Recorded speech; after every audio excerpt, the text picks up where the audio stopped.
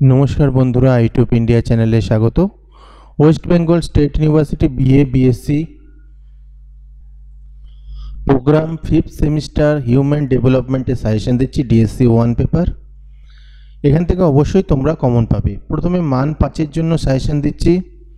অটিজমের কারণগুলি লেখো, অটিজমের পুনর্বাসন বর্ণনা করো, বুদ্ধিজনিত প্রতিবন্ধকতার শনাক্তকরণ বৈশিষ্ট্যগুলি লেখো, বুদ্ধিজনিত প্রতিবন্ধকতার প্রকারভেদগুলি লেখো, অটিজমের শনাক্তকরণগুলি লেখো।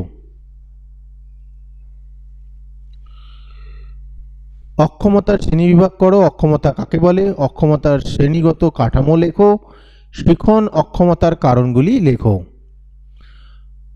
সঞ্চালনমূলক অক্ষমতাকে আমরা কিভাবে প্রতিরোধ করতে পারি, অক্ষমতার সামাজিক নির্মাণের ওপর একটি সংক্ষিপ্ত নোট লেখো।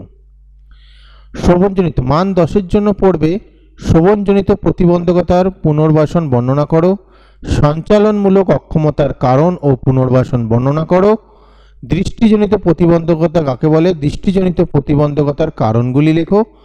অথবা শুধু 5-এ আসলে এভাবেও আসতে পারে, দৃষ্টি অক্ষমতার কারণগুলি লেখো। বুদ্ধি সংক্রান্ত অক্ষমতার কারণ আলোচনা করো, অন্তর্ভুক্তি শিক্ষা এবং বিশেষ শিক্ষা সম্পর্কে বর্ণনা করো। অথবা এই প্রশ্নটা আসতে পারে, এদের মধ্যে পার্থক্য অথবা তুলনা করো।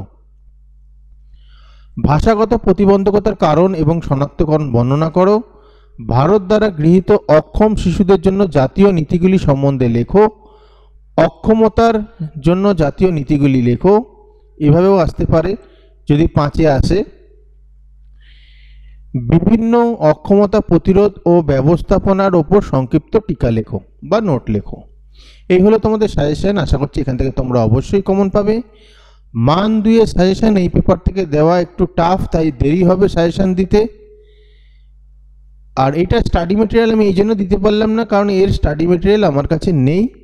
তবে সাজেশনগুলো আপলোড করছি, চেষ্টা করব মান 2-এর অ্যান্সারগুলো সমেত দেওয়ার। ভিডিওটা ভালো লাগলে লাইক কমেন্ট শেয়ার করে দিও।